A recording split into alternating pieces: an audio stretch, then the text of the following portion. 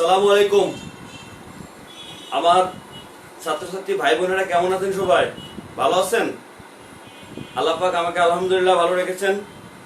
তো আজকে আপনাদের জাস্ট 8টায় লাইভ ক্লাস আসার কথা ছিল, কয়েক মিনিট একটু লেট হয়েছে, একটু টেকনিক্যাল ত্রুটির জন্য। এর জন্য আমি আন্তরিকভাবে দুঃখিত। আজকে আপনাদের টপিকস স্বাস্থ্য ও চিকিৎসা বিজ্ঞান। এই স্বাস্থ্য ও চিকিৎসা বিজ্ঞানের মূল যেটা সেটা হচ্ছে রক্ত বা ব্লাড সার্কুলেশন। আমাদের দেহের রক্ত বা ব্লাড সার্কুলেশন যদি ঠিক মতো না হয় তাহলে বিভিন্ন রোগে আমরা আক্রান্ত হই। তো যা হোক, বিভিন্ন রোগে যা আক্রান্ত হই, এই রোগগুলো আমাদের কোন কোন জিনিসের অভাবে বা কোন কোন জিনিসের আধিক্যের জন্য হয়, এটা নিয়েই আজকে আমাদের ক্লাস। তো শুরু করা যাক, আর কথা বাড়াবো না। রক্ত, আসলে রক্ত কি এই বিষয়টা আগে আমাদের জানতে হবে যে রক্ত জিনিসটা কি।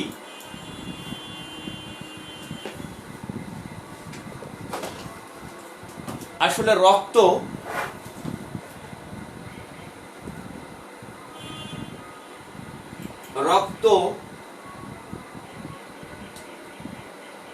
একটি অস্বচ্ছ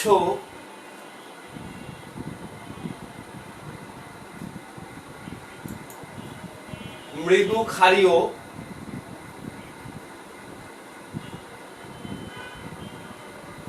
রক্ত একটি অস্বচ্ছ মৃদু ক্ষারীয় ও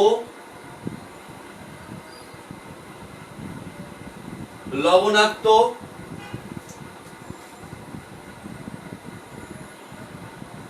তরল যোজক কলা বা টিস্যু। তাহলে রক্তের সংজ্ঞাটা আমরা পেলাম যে রক্ত একটি অস্বচ্ছ মৃদু ক্ষারীয় লবণাক্ত তরল যোজক কলা বা টিস্যু। আসলে বিজ্ঞানের ভাষাগুলো অনেক কঠিন, তাই বিজ্ঞানের ভাষাগুলো বুঝতে গেলে প্রতিটা টার্মই সুন্দর করে বুঝতে হবে, জানতে হবে। প্রত্যেকটা ভাষা যদি আমরা বুঝতে পারি তাহলে এই সংজ্ঞা বা এই বিষয়টা আমরা ভালো বুঝতে পারবো। আসলে অস্বচ্ছ মানে আমরা জানি ঘোলাটে, ঘোলা। অস্বচ্ছ মানে ঘোলা, যে জিনিস ঘোলা সেটা অস্বচ্ছ। মৃদু ক্ষারীয়, আমরা কালকে বলেছিলাম যে পিএইচ এর মান যদি 7 থেকে বেশি হয় তাহলে সেটাকে ক্ষার বলে। আর রক্তের সর্বোচ্চ পিএইচ 7.4 সর্বোচ্চ, যেহেতু 7-এর উপরে, 7.4 কিন্তু 7-এর উপরে, তাই রক্ত একটি ক্ষারীয় পদার্থ এবং লবণাক্ত। আমরা কালকে পড়েছিলাম অ্যাসিড, ক্ষারক এবং লবণ। তাহলে একই সাথে রক্ত ক্ষারক, আবার বলতেছে রক্ত লবণ। এটার রহস্যটা কি একটু ভালো করে শুনবেন। আমরা কালকে বলেছিলাম অ্যাসিড যোগ ক্ষারক সমান লবণ উৎপন্ন হয়। পানি আসে, পানি আমরা লিখলাম না। তাহলে অ্যাসিড এবং ক্ষারক বিক্রিয়া করে লবণ উৎপন্ন করে। তাহলে অ্যাসিডটা যদি হয় দুর্বল আর ক্ষারকটা যদি হয় তীব্র, অ্যাসিডটা দুর্বল, ক্ষারকটা তীব্র, তাহলে এখানে সবচেয়ে শক্তিশালী, দুটার মধ্যে শক্তিশালী হচ্ছে ক্ষারক। সুতরাং এদের দ্বারা যে লবণ উৎপন্ন হবে সে লবণটা হবে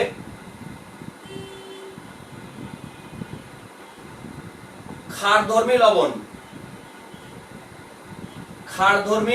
লবণ।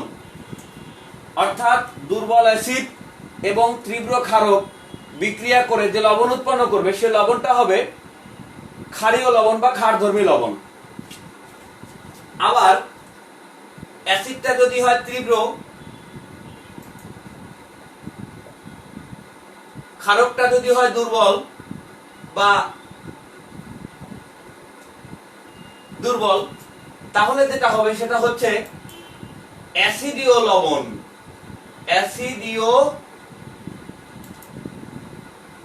অ্যাসিডীয় লবণ। তার মানে লবণ কখনো ক্ষারধর্মী হয়, আবার লবণ কখনো অ্যাসিডীয় হয়, অ্যাসিডীয় লবণ হয়। অর্থাৎ লবণের ভেতরে দুই ধরনের বৈশিষ্ট্য রয়েছে, অ্যাসিডীয় বৈশিষ্ট্য রয়েছে, ক্ষারীয় বৈশিষ্ট্য রয়েছে। কিন্তু রক্তের মধ্যে যে লবণটা আছে সেই লবণটা ক্ষারধর্মী, কারণ একদম হালকা ক্ষার, মৃদু ক্ষার। তার মানে এখানে ক্ষার কিন্তু হালকা ক্ষার, তাহলে রক্তটা হচ্ছে একাধারে ক্ষারধর্মী এবং লবণাক্ত। কারণ আমরা এখানে দেখলাম যে দুর্বল অ্যাসিড আর তীব্র ক্ষার বিক্রিয়া করে লবণ উৎপন্ন করে, সেই লবণ হচ্ছে ক্ষারধর্মী লবণ। আর তীব্র অ্যাসিড দুর্বল ক্ষারক বিক্রিয়া করে যেটা করবে সেটা হচ্ছে অ্যাসিডীয় লবণ। তো যেহেতু রক্তটা এক ধরনের ক্ষারক বা ক্ষারধর্মী এবং পাশাপাশি রক্তটা লবণাক্ত, এই বিষয়টা মনে হয় আপনাদের পরিষ্কার বুঝতে পেরেছেন। এখন আমরা আসব এই সংজ্ঞার গুরুত্বপূর্ণ টার্ম, সেটা হচ্ছে টিস্যু বা কলা। না, 1 টাকায় যে 4 হালি কলা পাওয়া যায় সেই কলা না, এটা অন্য কিছু। এই কলাটা হচ্ছে অন্য বিষয়। এই কলাটা আসলে টিস্যু। এই কলাটা কোত্থেকে আসছে এটা এখন আমরা একটু ভালো করে জেনে নেব। একটু মনোযোগ দিয়ে শুনবেন। প্রাণী দেহ গঠন হয়েছে বা জীব দেহ গঠন হয়েছে কোষ দিয়ে। অনেকগুলো কোষ মিলে গঠন করে টিস্যু বা কলা। অনেকগুলো কলা একত্রিত হয়ে গঠন করে অঙ্গ।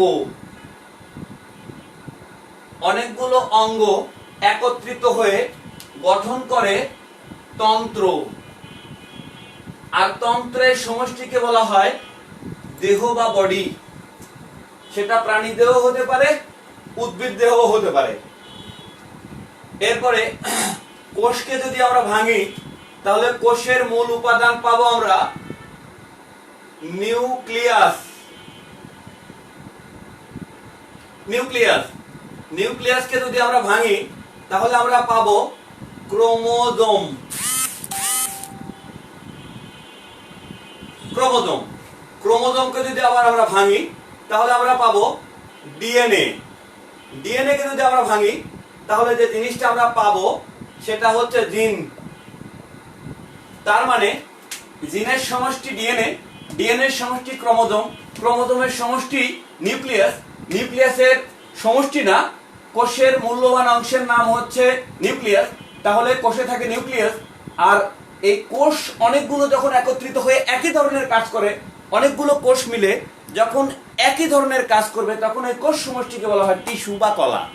এই যে রক্ত এক ধরনের তরল যোজক কলা, তার মানে রক্তের মধ্যে অনেকগুলো কোষ আছে, এই কোষগুলো মিলে, রক্তের কোষগুলো মিলে সবাই মিলে এক ধরনের কাজ করে, তাই একে বলা হয় কলা বা টিস্যু। তাহলে এখানকার প্রত্যেকটা টার্ম কিন্তু আমাদের কাছে পরিষ্কার যে রক্ত একটি অস্বচ্ছ মৃদু ক্ষারধর্মী লবণাক্ত তরল যোজক কলা। অস্বচ্ছ মানে ঘোলা, তার মানে রক্ত ঘোলা। আর রক্তের স্বাদটা কেমন? ক্ষারধর্মী স্বাদ। এবং কেমন ক্ষার? দুর্বল অ্যাসিড এবং শক্তিশালী ক্ষারক বিক্রিয়া করে যে লবণ উৎপন্ন করে অ্যাসিডীয় ক্ষারীয় লবণ। সুতরাং এটা ক্ষারীয় লবণ। লবণ এটা এক ধরনের লবণ এবং তরল যোজক কলা। এই যোজক কলাটা কিন্তু আমরা বুঝতে পারছি। এখন কলার বিষয়ে একটা গুরুত্বপূর্ণ বিষয় আপনাদের আমার জানানো দরকার মনে করতেছি। আসলে প্রাণী দেহে কলা 4 প্রকার। একটু মনোযোগ দিয়ে শুনবেন। প্রাণী দেহে কলা 4 প্রকার। একটা হচ্ছে আবরণী কলা। আবরণী কলা, আবরণী কলা। একটা হচ্ছে পেশী কলা। পেশী কলা। একটা হচ্ছে স্নায়ু কলা। স্নায়ু কলা। আর একটা হচ্ছে তরল যোজক কলা। এই তরল যোজক কলাটাই হচ্ছে ব্লাড বা রক্ত। এই তরল যোজক কলাটাই হচ্ছে ব্লাড বা রক্ত।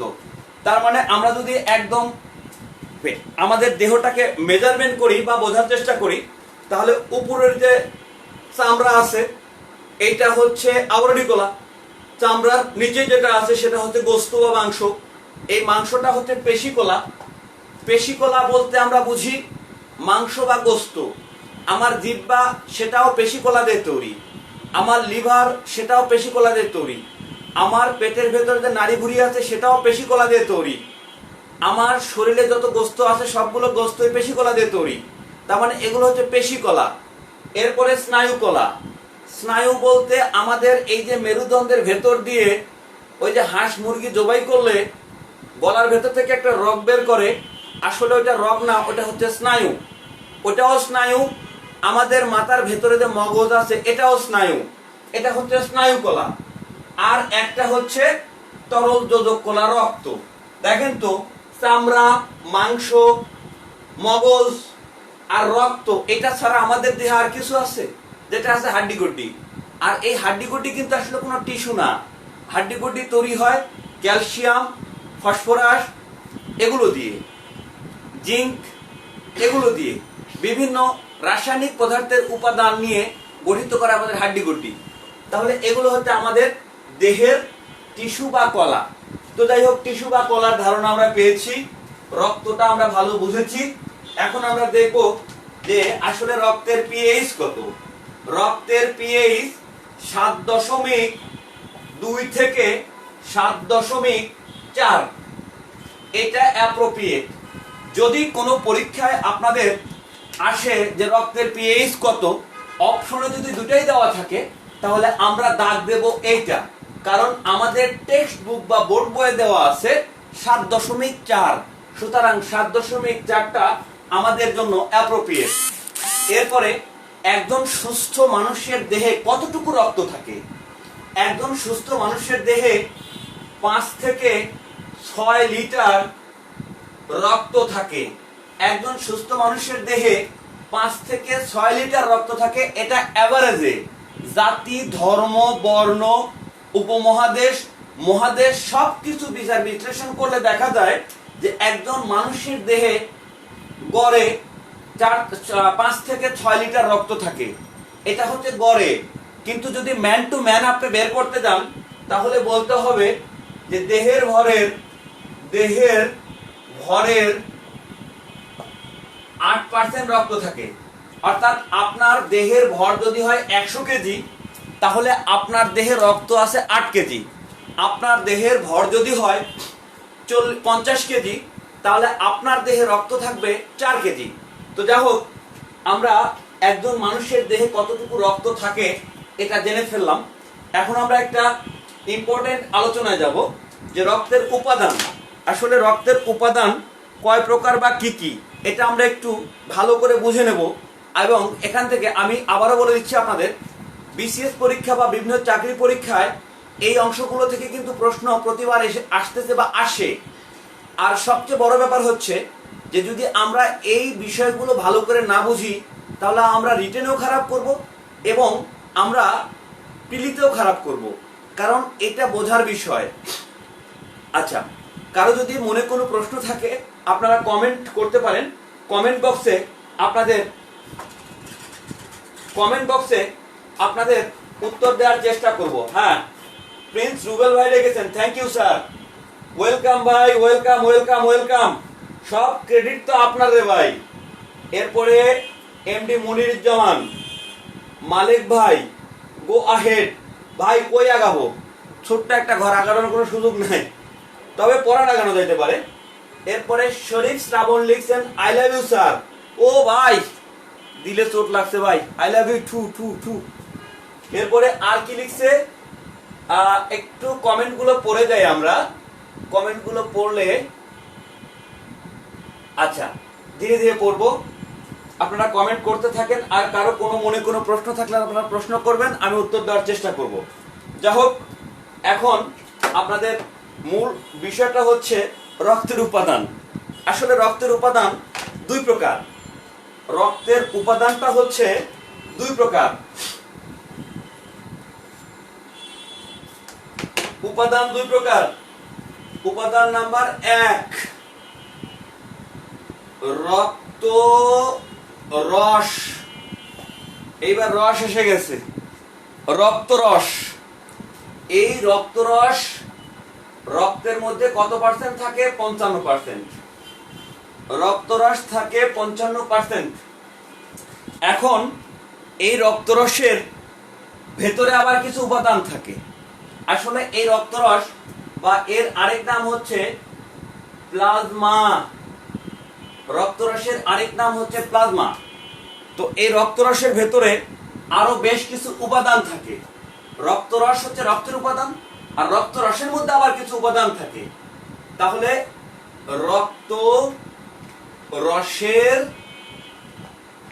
উপাদান, উপাদান রক্তরসের উপাদান কি কি উপাদান আছে? আমরা খাবার খাই, আমরা যে খাবারটা খাই এই খাবারগুলো 6 ভাগে ভাগ করা হয়েছে। অর্থাৎ আমরা যে খাদ্য উপাদানগুলো খাই এই খাদ্য উপাদানগুলোকে 6 ভাগে ভাগ করা হয়েছে। কি কি? শর্করা, আমিষ, স্নেহ বা ফ্যাট, এরপরে খনিজ লবণ, ভিটামিন আর পানি, 6 প্রকার। এই রক্তরসের মধ্যে 6 প্রকার উপাদানই থাকে। তাহলে কি কি থাকে? রক্তরসের মধ্যে থাকে শর্করা, রক্তরসের মধ্যে থাকে শর্করা। আর রক্তরসের মধ্যে কি থাকে? রক্তরসের মধ্যে থাকে আমিষ। আমিষ হিসেবে কি থাকে? আমিষ হিসেবে থাকে অ্যালবুমিন। অ্যালবুমিন। আর কি থাকে? আর থাকে গ্লোবিউলিন।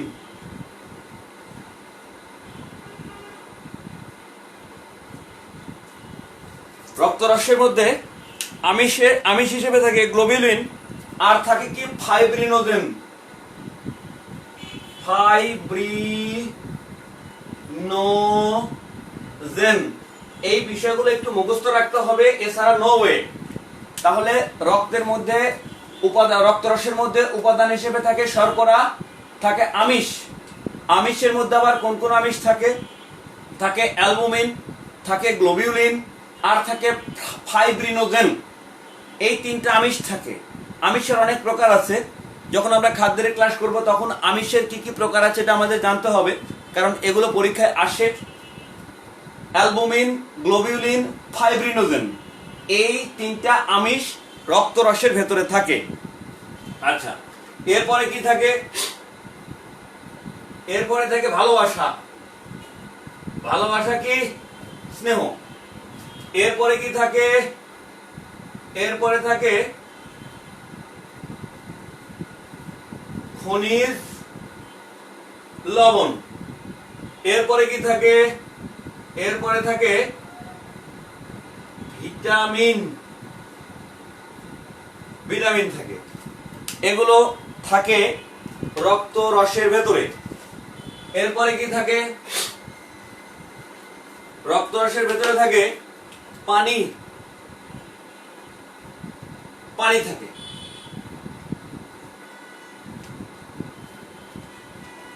শেষ। রক্তরসের ভেতরে থাকে পানি। এরপরেও রক্তরসের ভেতরে এগুলো ছাড়াও আরো বেশ কিছু পদার্থ থাকে যেগুলো আমাদের জানতে হবে, সেটা হচ্ছে হরমোন। রক্তরসের মধ্যে থাকে হরমোন। রক্তরসের মধ্যে থাকে হরমোন। আর রক্তরসের মধ্যে থাকে অ্যান্টিবডি।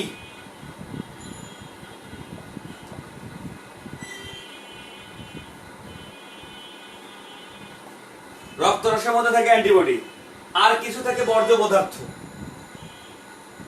রক্তরসের মধ্যে আরো কিছু থাকে বর্জ্য পদার্থ। বর্জ্য পদার্থ। বর্জ্য পদার্থ কি কি থাকে? বর্জ্য পদার্থ থাকে কার্বন ডাই অক্সাইড, বর্জ্য পদার্থ থাকে ইউরিয়া, বর্জ্য পদার্থ থাকে ইউরিক অ্যাসিড।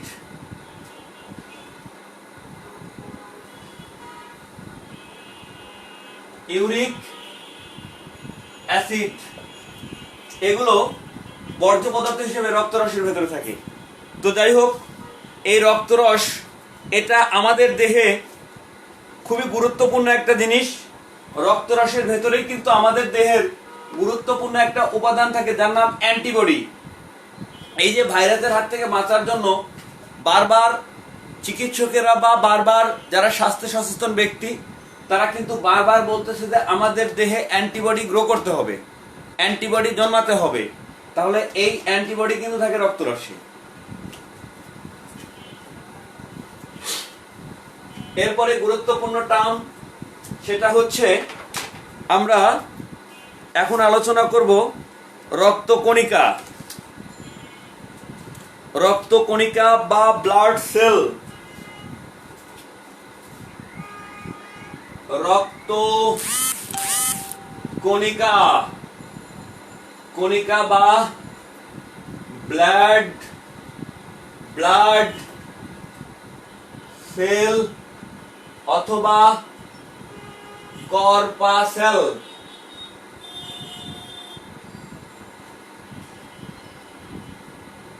কর্পাসেল একটু, এই যে সেল আর কর্পাসেলের মধ্যে একটু গ্যাঞ্জাম আছে। আগের যুগে যে অণুবীক্ষণ যন্ত্রগুলো ছিল সেই অণুবীক্ষণ যন্ত্রগুলো নিম্নমানের থাকার কারণে রক্ত কোষ না কণিকা এটা নিয়ে সবার কনফিউশন ছিল। আসলে ওই সময়ে অণুবীক্ষণ যন্ত্র দুর্বল হওয়ার কারণে ওই সময় বলা হয়েছিল যে রক্ত একটা কণিকা। কিন্তু বর্তমান যুগে রক্ত অত্যাধুনিক অণুবীক্ষণ যন্ত্রে টেস্ট করে দেখা গেছে যে রক্ত আসলে কণিকা না, এগুলো কণিকা না। এই যে রক্তরস বাদে রক্তের ভেতরে যে উপাদানগুলো থাকে, এগুলোকে আগে কণিকা বলা হতো, কিন্তু আসলে এগুলো কণিকা না, এগুলো আসলে সবগুলো কোষ। আধুনিক চিকিৎসা বিজ্ঞানে এটা পরীক্ষার মাধ্যমে জানা গেছে যে রক্তরস বাদে রক্তের ভেতরে যে বাকি অংশটা থাকে এগুলো সবগুলোই কোষ। তো এগুলো যেহেতু কোষ তাই ব্লাড সেল, কিন্তু আগের ভাষাটাই আমরা ইউজ করতেছি কর্পাসেল। সেল মানে কোষ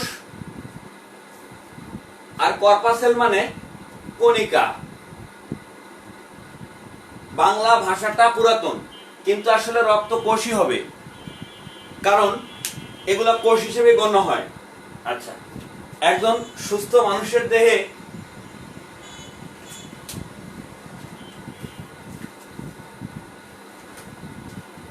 কত পার্সেন্ট রক্ত কণিকা থাকে? একজন সুস্থ মানুষের দেহে 45% রক্ত কণিকা থাকে। 45%।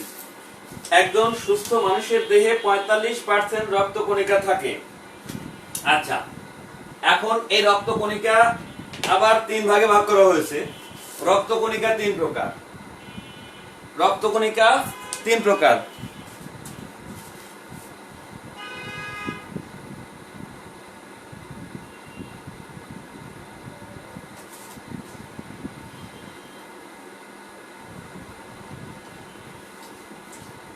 আচ্ছা, রক্তকণিকা 3 প্রকার।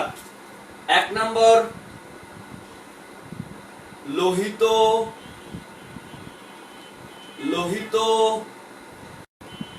রক্ত কণিকা, এটার ইংলিশে বলা হয় রেড ব্লাড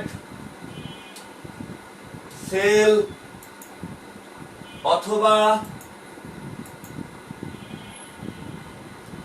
কর্পাসেল। এটা সংক্ষেপে এটাকে বলা হয়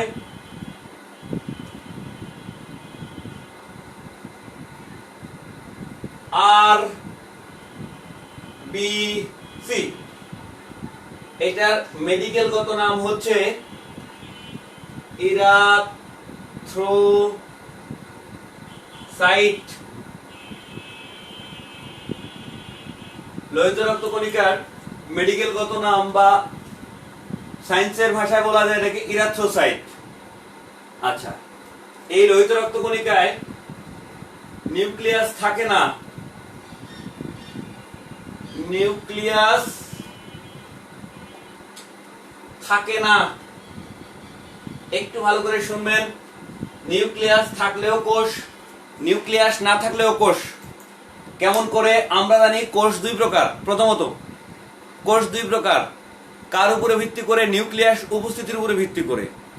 যদি নিউক্লিয়াস কোষে উপস্থিত থাকে তাহলে সেই কোষকে বলা হয় প্রকৃত কোষ। আর যদি কোষে নিউক্লিয়াস অনুপস্থিত থাকে তাকে বলা হয় আদি কোষ। তো যাই হোক, এখানে নিউক্লিয়াস উপস্থিত থাকে না, উপস্থিত না থাকলেও সেটা কোষ হয়। এরপরে নিউক্লিয়াসে লোহিত রক্তকণিকায় আরেকটি জিনিস থাকে, সেটার নাম হচ্ছে হিমোগ্লোবিন। হিমোগ্লোবিন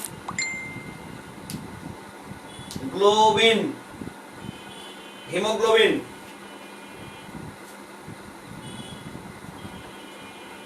হিমোগ্লোবিন থাকে লোহিত রক্তকণিকায়। এখন এটা থাকে। আচ্ছা, এই যে হিমোগ্লোবিন থাকে, এই হিমোগ্লোবিনের বর্ণ আবার লাল। হিমোগ্লোবিনের বর্ণ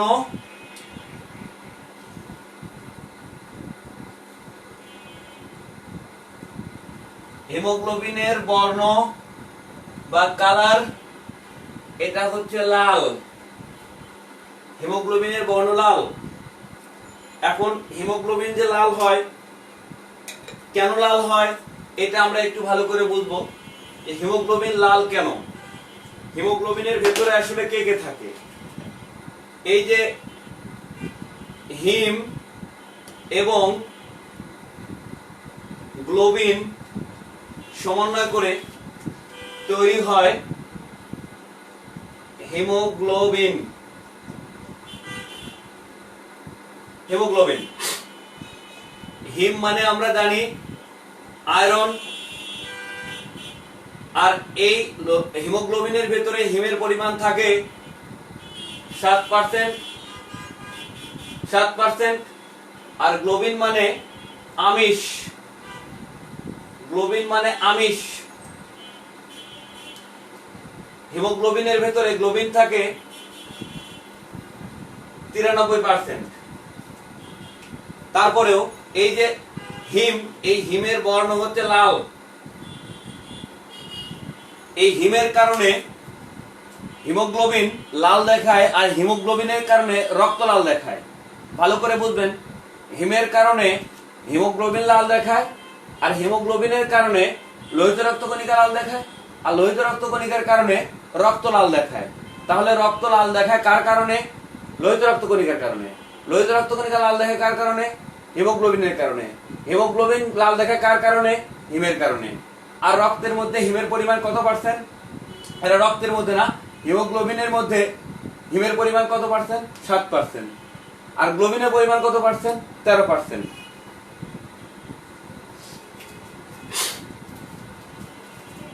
আচ্ছা, এরপরে লোহিত রক্তকণিকার আয়ুষ্কাল, কতদিন বাচ্চা থাকে? লোহিত রক্তকণিকার আয়ুষ্কাল লোহিত রক্তকণিকার আয়ুষ্কাল হচ্ছে 120 দিন বা 4 মাস। 120 দিন বা 4 মাস। এখন এই লোহিত রক্তকণিকা আমাদের দেহে যদি কমে যায় তাহলে এক ধরনের রোগ হয়। তাহলে লোহিত রক্তকণিকা কমে গেলে কোন রোগ হয়?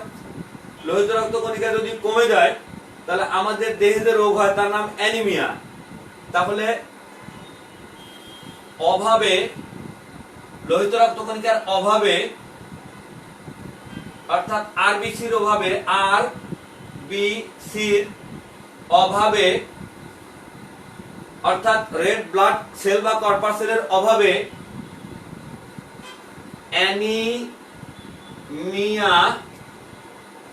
অ্যানিমিয়া রোগ হয়। একটু মনোযোগ দিয়ে শুনবেন। এই অ্যানিমিয়া শব্দের অর্থ হচ্ছে রক্ত স্বল্পতা।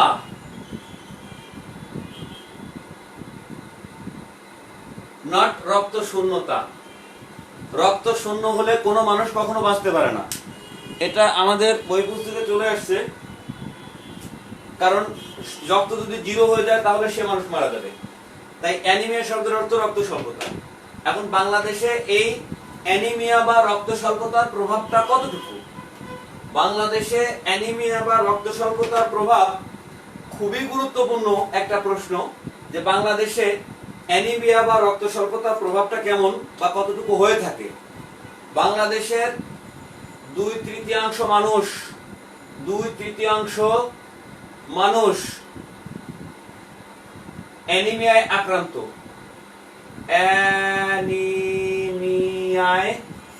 অ্যানিমিয়ায় আক্রান্ত বাংলাদেশে 2/3 মানুষ, 2/3 মানুষ, 2/3% মানুষ বা 2/3 মানুষ অ্যানিমিয়ায় আক্রান্ত। খুবই ভয়ানক একটা ব্যাপার। অর্থাৎ বাংলাদেশের মানুষকে 3 ভাগ করলে 2 ভাগ অ্যানিমিয়ায় আক্রান্ত। খুবই বিপজ্জনক একটা ব্যাপার। এরপরে এই লোহিত রক্ত কণিকা আমাদের রক্তের মধ্যে এর উপস্থিতি কতটুকু, আমাদের রক্তের ভেতরে লোহিত রক্ত কণিকার উপস্থিতি কত, এটা একটু আমরা জানবো। তাহলে আমরা লিখবো উপস্থিতি।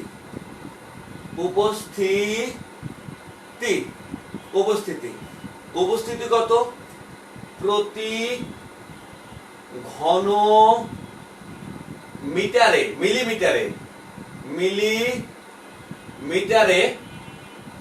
প্রতি ঘন মিলিমিটারে 50 লাখ আরবিসি থাকে, প্রতি ঘন মিলিমিটারে।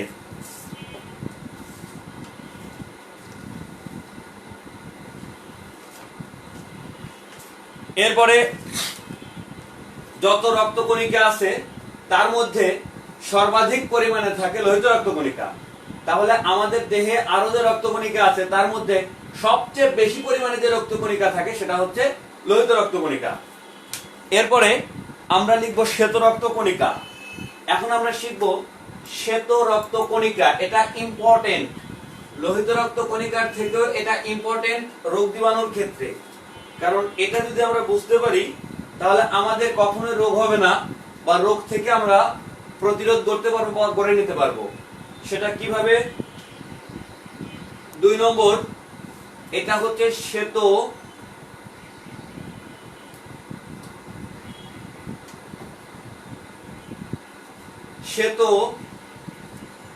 রক্ত কণিকা।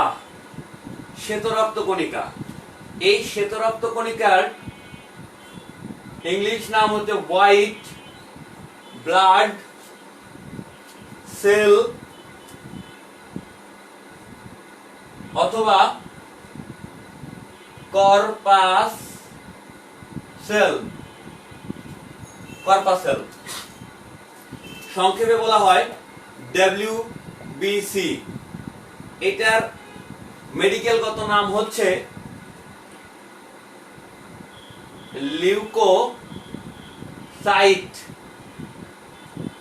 লিউকোসাইট। শ্বেত রক্ত কণিকা, এটার ইংলিশে নাম হচ্ছে হোয়াইট ব্লাড সেল বা কর্পাসেল, সংক্ষেপে WBC, আর এটার নাম হচ্ছে লিউকোসাইট। তো এখানে এই লিউকোসাইটটা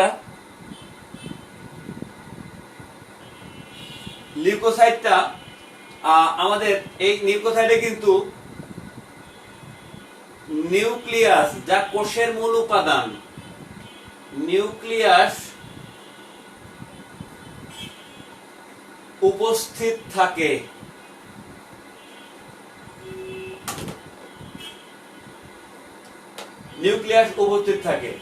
তাহলে এই শ্বেত রক্ত কণিকাতে যে নিউক্লিয়াস উপস্থিত থাকে, আসলে এই নিউক্লিয়াসটা হচ্ছে একটা কোষের গুরুত্বপূর্ণ একটা অংশ। একটা কোষের জন্য কোষের প্রাণ বলা হয় নিউক্লিয়াসকে। কোষের প্রাণ, সেই প্রাণটা কিন্তু শ্বেত রক্ত কণিকায় থাকে। এরপরে শ্বেত রক্ত কণিকায় হিমোগ্লোবিন উপস্থিত থাকে না, অর্থাৎ হিমোগ্লোবিন হিমোগ্লোবিন হিমোগ্লোবিন উপস্থিত হিমোগ্লোবিন উপস্থিত না থাকায় হিমোগ্লোবিন উপস্থিত না থাকায় শ্বেত রক্ত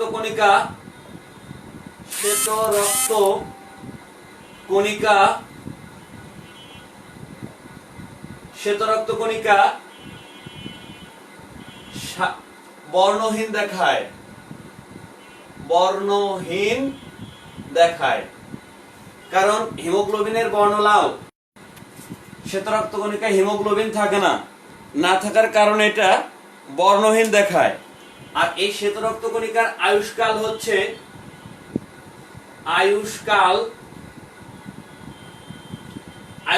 হচ্ছে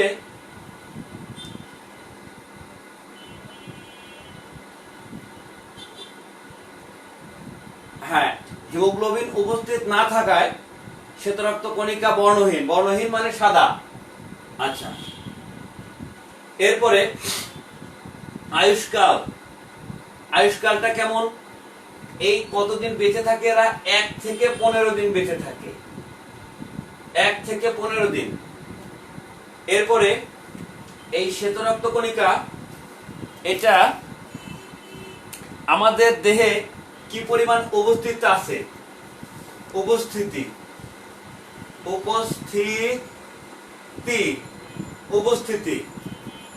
ভাই, যে তথ্যগুলো দিচ্ছি সবই চাকরি পরীক্ষার জন্য মহা ইম্পর্টেন্ট, একটু গুরুত্ব দিবেন। উপস্থিতি কেমন? প্রতি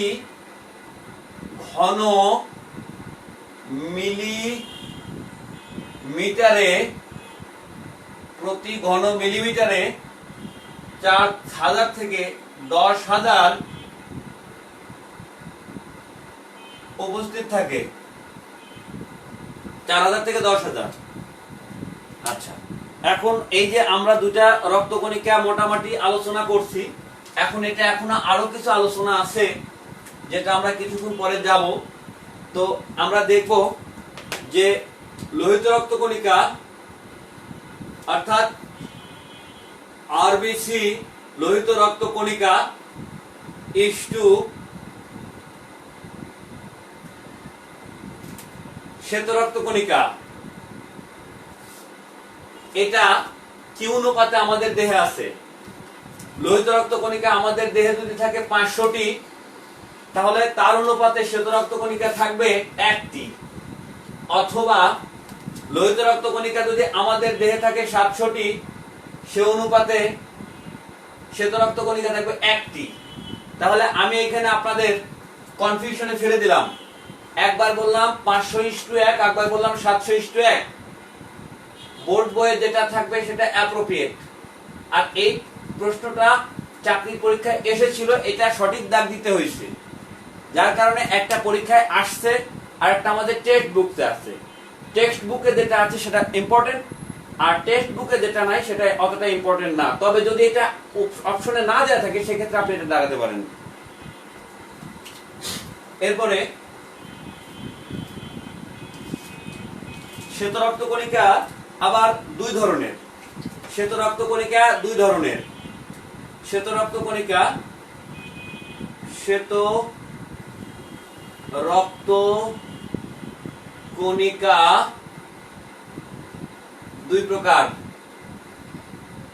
দুই প্রকার। এক প্রকার হচ্ছে অদানাদার, দানা নাই, অদানাদার। এই অদানাদার যেটা আমরা বুঝতে পারছি যে দানা আকারে থাকে না, সেটাই হচ্ছে অদানাদার বা দানাহীন, এটা এক প্রকার। এই অদানাদার আবার দুই প্রকার। একটা হচ্ছে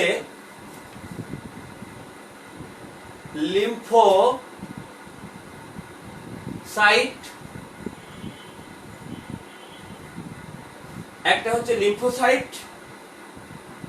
আর একটা হচ্ছে মনোসাইট। এই মনো মানে কিন্তু একটা হচ্ছে লিম্ফোসাইট আর একটা মনোসাইট। এই লিম্ফোসাইট কি করে? লিম্ফোসাইট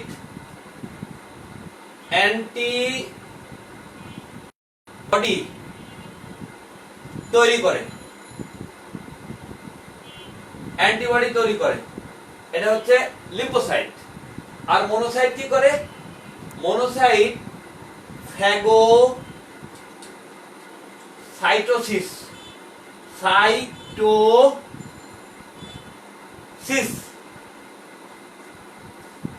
ফ্যাগোসাইটোসিস প্রক্রিয়ায়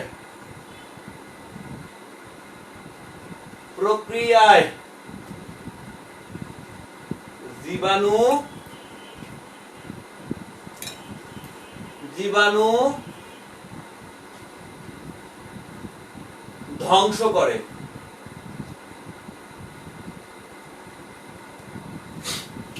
তাহলে একটু ভালো করে মনোযোগ দিয়ে শুনবো।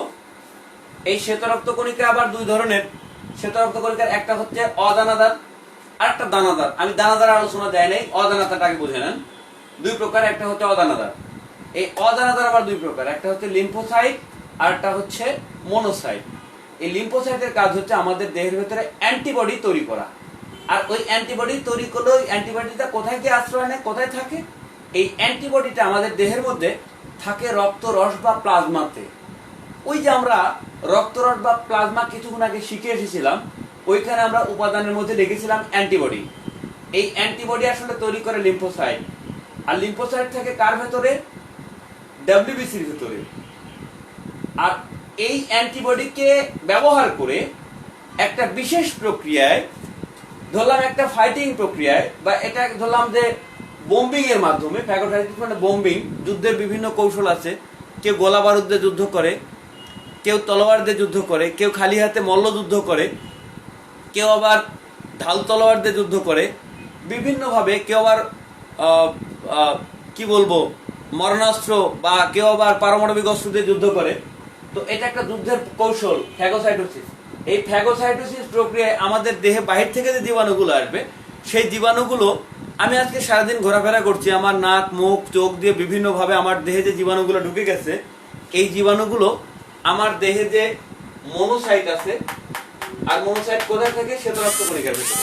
এই মনোসাইট ফ্যাগোসাইটোসিস প্রক্রিয়ায় সেই জীবাণুগুলোকে ধ্বংস করে ফেলেছে। যাই হোক, আশা করি বুঝতে পেরেছেন। আমাদের আরেকটা হচ্ছে দানাদার।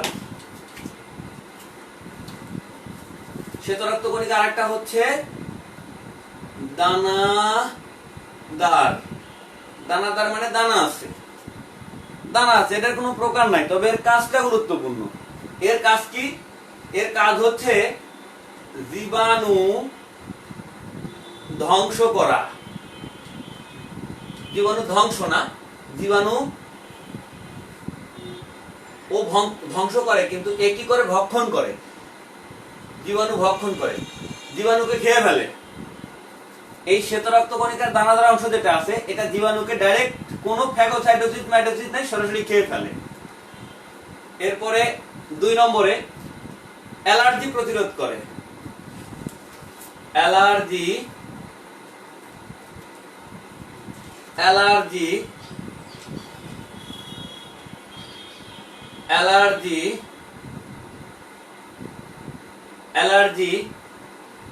প্রতিরোধ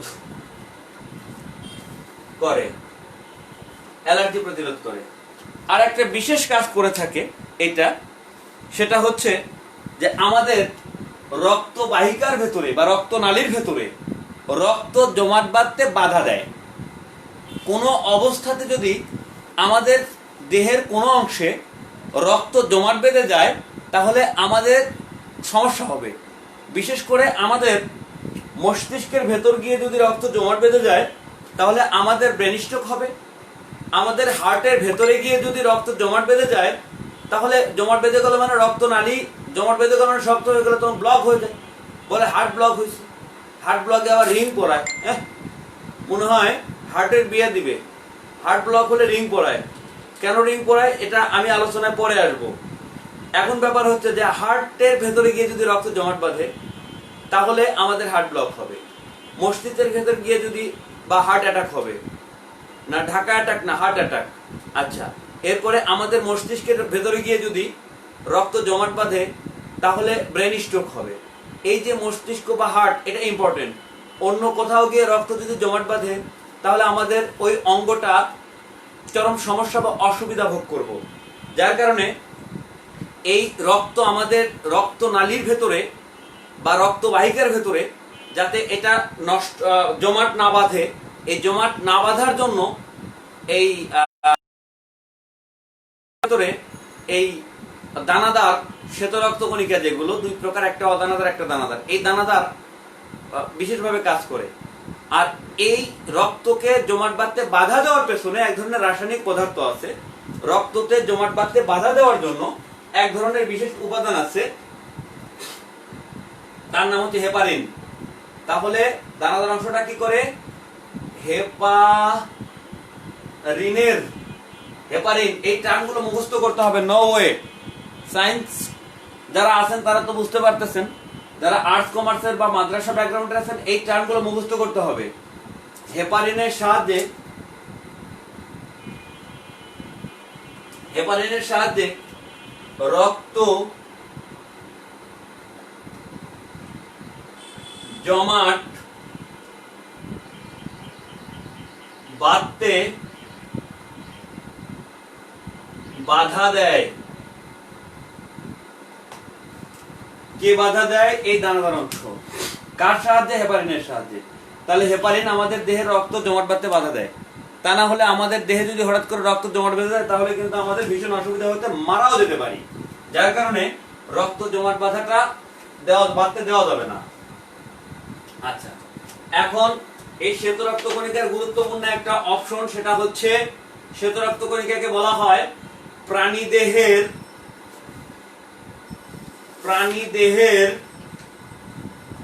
সৈনিক।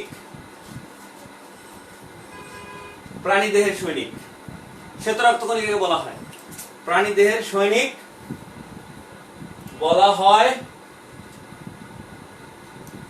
WBC কে।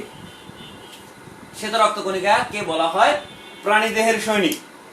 এখন সৈনিকের কাজ কি? ধরলাম এটা আমাদের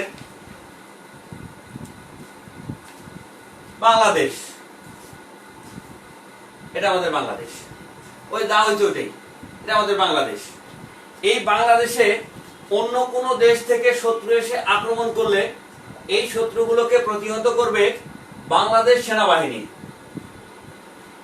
প্রতিহত করে চতুর্দিক থেকে যদি শত্রু আক্রমণ করে বসে বাংলাদেশকে, তাহলে এটা হচ্ছে বিডি। তাহলে চতুর্দিক থেকে যদি শত্রু আক্রমণ করে তাহলে এই বাংলাদেশকে সেভ করার চেষ্টা করবে বাংলাদেশ সেনাবাহিনী।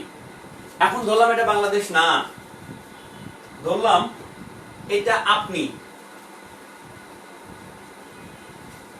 ধরলাম এটা বাংলাদেশ না, এটা আপনি, অথবা আমি একটু লম্বা, পা দুটো লম্বা দিলাম। এখন বিভিন্ন দিক থেকে যখন জীবাণু আমাকে আক্রমণ করবে, দেহে প্রবেশ করার চেষ্টা করবে বা দেহে আক্রমণ করার চেষ্টা করবে, তখন আমার দেহকে প্রতিরক্ষা দেওয়ার জন্য বা এই জীবাণুকে মেরে ফেলার জন্য আমার দেহের মধ্যে সৈনিকের ভূমিকা রাখবে, তখন আমার দেহ রক্ষার ভূমিকা রাখবে তখন শ্বেত রক্তকণিকা বা WBC। তাই এদেরকে বলা হয় দেহের সৈনিক। কোন অবস্থাতে WBC যদি দুর্বল হয়, তাহলে জীবাণু আক্রমণ করবে, আপনার দেহকে দখল করে নেবে, তখন আপনার দেহটা হয়ে যাবে জীবাণুযুক্ত, ফলে আপনি রোগাক্রান্ত হবেন। তাহলে এই WBC যাতে দুর্বল না হয়, দুর্বল না হওয়ার জন্য এদেরকে দেওয়া হবে এক ধরনের অস্ত্র, যার নাম হচ্ছে অ্যান্টিবায়োটিক।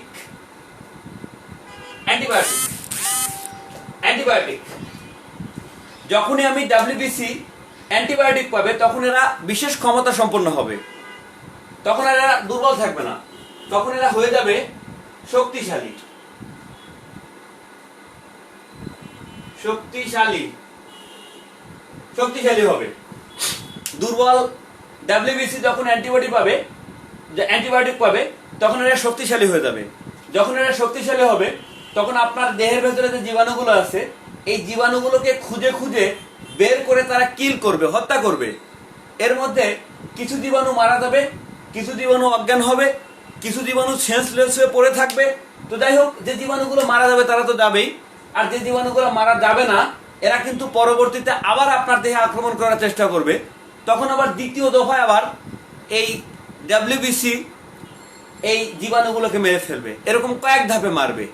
তাই অ্যান্টিবায়োটিক ওষুধটা এটার একটা নির্দিষ্ট মাত্রা আছে বা ডোজ আছে, এই ডোজটা সম্পূর্ণ করতে হয়। আপনাকে ডাক্তার সাহেব যদি বলে যে 4 দিনের ডোজ, 4 দিন ওষুধ খেতে হবে, আপনাকে রোগ ভালো হলে আপনাকে 4 দিন খেতে হবে। আপনাকে ডাক্তার সাহেব যদি বলে 7 দিন খেতে হবে, আপনার রোগ 2 দিন খাওয়ার পর ভালো হয়ে গেছে, তারপরে আপনাকে 7 দিনই খেতে হবে। কারণ এর একটা নির্দিষ্ট কোর্স আছে, ডোজ আছে। এই মাত্রা ছাড়া যদি আপনি উল্টাপাল্টা মাত্রায় খান তাহলে এই জীবাণুগুলো সাময়িকভাবে আপনি জীবাণুর হাত থেকে বাঁচবেন, কিন্তু ওই জীবাণুগুলো পরবর্তীতে আপনার দেহে যখন আক্রমণ করবে তখন কিন্তু ওই জীবাণুর হাত থেকে আপনার কোনো ওষুধেই বাঁচতে পারবেন না। এরকম করে কিন্তু বাংলাদেশে প্রায় 85% লোক নিউমোনিয়া আক্রান্ত হয়ে গেছে, নিজেই জানে না, এই র্যান্ডম অ্যান্টিবায়োটিক খাওয়ার কারণে। বাংলাদেশে প্রায় 75% লোক আমাশয় আক্রান্ত এই র্যান্ডম অ্যান্টিবায়োটিক খাওয়ার কারণে। এখন এই যে অ্যান্টিবায়োটিক, এই অ্যান্টিবায়োটিকটা আসলে কার জন্য প্রয়োজন? অ্যান্টিবায়োটিকটা প্রয়োজন ডাব্লিউবিসির জন্য। তো যাই হোক, এই ডাব্লিউবিসি দুর্বল হলে কিন্তু আমাদের দেহের রোগ প্রতিরোধ ক্ষমতা কমে যায়। এই জন্য ডাক্তারেরা বারবার বলতেছেন আমাদের যে প্রচুর পরিমাণে লেবু খাইতে হবে, প্রচুর পরিমাণে দুধ খাইতে হবে। লেবু এবং দুধ পর্যাপ্ত পরিমাণে খেলে তাহলে আমাদের দেহে অ্যান্টিবডি গ্রো করবে। আর অ্যান্টিবডি গ্রো করলে আমাদের দেহে ইমিউনিটি সিস্টেম বা প্রতিরক্ষা ব্যবস্থা, রোগ প্রতিরোধ ব্যবস্থা শক্তিশালী হবে। আর রোগ প্রতিরোধ ব্যবস্থা শক্তিশালী হলে তাহলে আমরা ছোটখাটো রোগ বা বড় কোনো রোগে আক্রান্ত হব না। এই করোনা ভাইরাস, কিসের করোনা ভাইরাস? আপনার দেহে যদি রোগ প্রতিরোধ ঠিক মতো থাকে তাহলে করোনা ভাইরাস কিছু করতে পারবে না। তো যাই হোক, এখন আমরা আলোচনায় আসবো অনুচক্রিকা। অনুচক্রিকা রক্তের একটা কণিকার নাম হচ্ছে 3 নম্বর অনুচক্রিকা।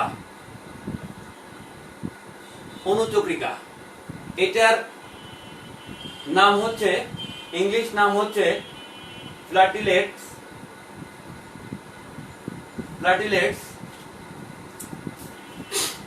এটার সায়েন্টিফিক্যালি নাম হচ্ছে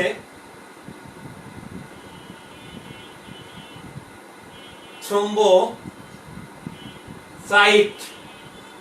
সায়েন্টিফিক্যাল নাম হচ্ছে থ্রম্বোসাইট। আচ্ছা, এখানে নিউক্লিয়াস উপস্থিত থাকে না। এটা কিন্তু কয়েকবার পরীক্ষা আসছে, নিউক্লিয়াস উপস্থিত থাকে না, নিউক্লিয়াস উপস্থিত থাকে না। আচ্ছা, নিউক্লিয়াস উপস্থিত না থাকলে সেটা দুর্বল হয় সচরাচর। তো এটা কি করে আমাদের? এটা আমাদের দেহে রক্ত জমাট বাঁধতে বাধা দেয়, রক্ত জমাট বাঁধতে সাহায্য করে। অনুচক্রিকা রক্ত জমাট বাঁধতে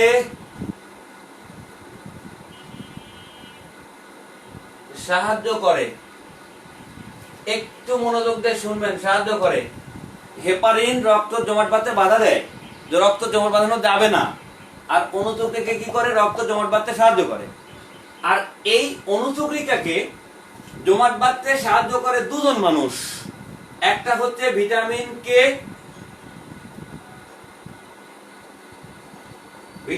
কে, আর একজন সাহায্য করে ক্যালসিয়াম।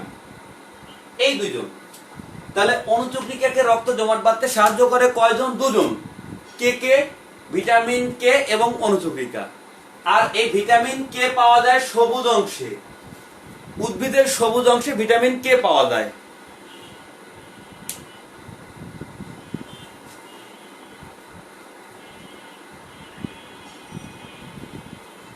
ভিটামিন কে পাওয়া যায় সবুজ অংশে, গাছপালা বা উদ্ভিদের যে সবুজ অংশ সেখান থেকে ভিটামিন কে পাওয়া যায়। যেমন খেয়াল করে থাকবেন, ছোটবেলায় আমাদের কোথাও কেটে গেলে বা ছিঁড়ে গেলে যখন ওইখানে অনর্গল ব্লিডিং হতো, তখন কিন্তু আমরা কি করতাম, দূর্বা ঘাস তুলে চিবিয়ে ওই কাটা অংশে বা ছেঁড়া অংশে লাগিয়ে দিলে সঙ্গে সঙ্গে ব্লিডিং বন্ধ হয়ে যেত। কারণ ওই দূর্বা ঘাসের মধ্যে কি ছিল, ভিটামিন কে ছিল। ওই ভিটামিন কে অনুচক্রিকাকে সাহায্য করে আমার ওইখানে রক্ত জমাট বাঁধতে সাহায্য করেছে।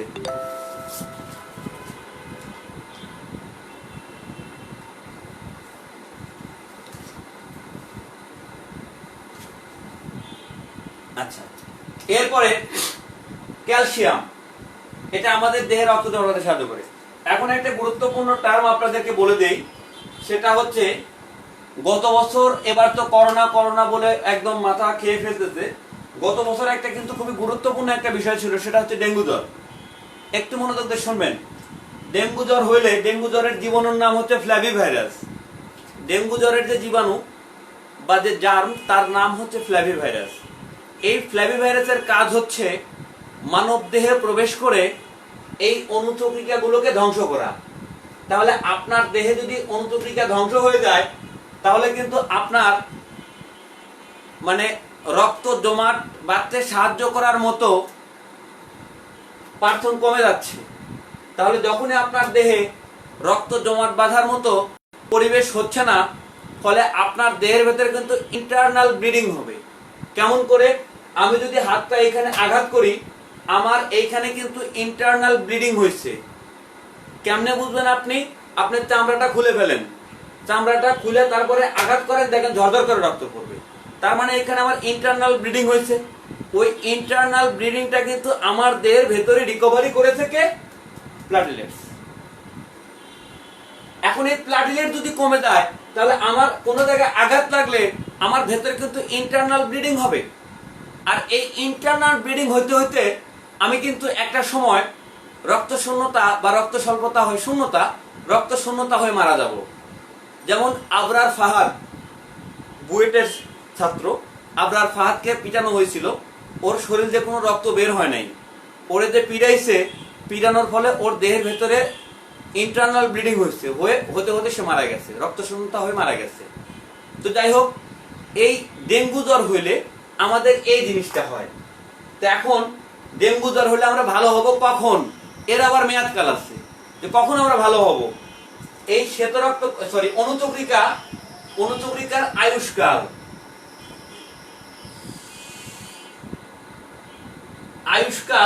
অনুচক্রিকার আয়ুষ্কাল হচ্ছে 5 থেকে 10 দিন। তার মানে 5 থেকে 10 দিন ডেঙ্গু জ্বরের পরে আপনি সুস্থ হবেন। কারণ 5 থেকে 10 দিনের মধ্যে আবার নতুন করে আপনার এই অনুচক্রিকাটা তৈরি হবে, প্লাটিলেটসটা তৈরি হবে। যখনই তৈরি হবে তখনই কিন্তু আপনার রিকভারি হয়ে গেল, ফলে আপনার মানে অসুস্থ বা মরার পসিবিলিটি কম থাকবে। যাই হোক, এখন এটা আমাদের দেহে কি মাত্রায় থাকে বা কতটুকু থাকে, এটা আমাদের দেহে উপস্থিতি কতটুকু গতবার আমরা দেখেছি যে কি পরিমাণে উপস্থিত থাকে আমাদের দেহে। এই প্লাটিলেট উপস্থিত থাকে আমাদের দেহের মধ্যে প্রতি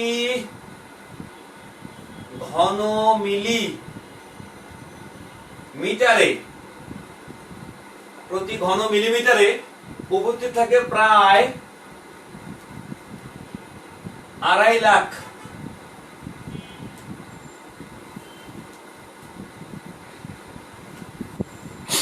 প্রতি ঘন মিলিমিটারে উপস্থিত থাকে 2.5 লাখ। তো যাই হোক, এরপরে আমরা রক্ত পড়লাম, রক্ত সংবহন তন্ত্র বা রক্ত কিভাবে আমাদের দেহে সার্কুলেট হয়, শিরা ধমনী, হার্ট অ্যাটাক, এরপরে ব্রেন স্ট্রোক, স্নায়বিক যে রোগগুলো, এগুলো নিয়ে আমরা অন্য কোনো দিন বা অন্য কোনো সময় আলোচনা করব। আজকে আর ক্লাসটা দীর্ঘায়িত করতে চায় না। সবাই ভালো থাকবেন, সুন্দর থাকবেন, সুস্থ থাকবেন। ও তার আগে কমেন্টগুলো একটু পড়ে নেই। আপনাদের অনেকে কমেন্ট করেছেন, কি কি কমেন্ট করেছেন দেখি একটু। তারেক ভাই, আসসালামু আলাইকুম ভাই। ভাই ভালো আছেন? তারেক ভাই, দাদু খুব ভালো, খুব ফাইন লাগছে। কি সুন্দর কথা। এরপরে লিখেছেন কে এমডি নাজমুল শিকদার, স্যার খুব ভালো লাগছে। আপনার কথা শুনে আমারও ভালো লাগতেছে রে ভাই। আফজাল ভাই লিখছে, আফজাল ভাই কি খবর মিয়া? আফজাল ভাই লিখছে ধন্যবাদ। ও আফজাল ভাই ভালো আছেন ভাই না? এরপরে কে লিখছে এটা লিখছে হচ্ছে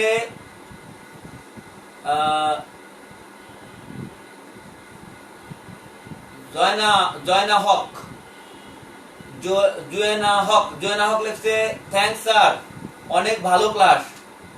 আমারও ভালো লাগছে, আপনাকে থ্যাঙ্কস, আপনি থ্যাঙ্কস দিয়েছেন। ওয়েলকাম ভাই, ওয়েলকাম। এরপরে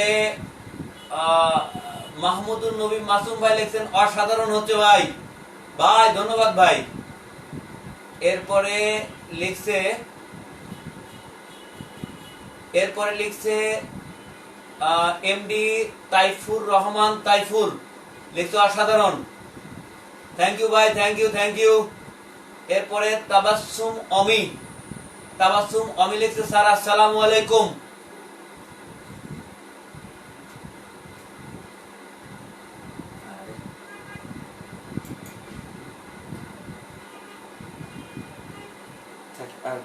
লাইভ শেষ।